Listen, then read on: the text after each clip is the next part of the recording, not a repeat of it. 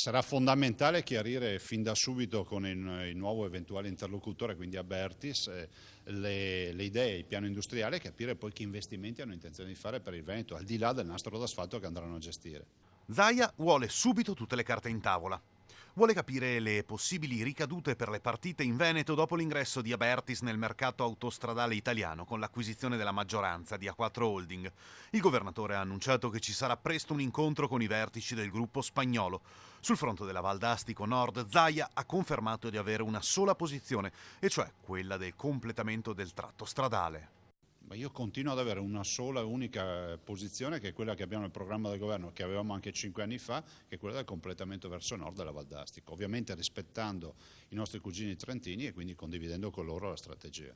Il numero uno di Palazzo Balbi ha poi ricordato che si attendono indicazioni da Palazzo Chigi perché la posizione del governo non è stata nemmeno definita.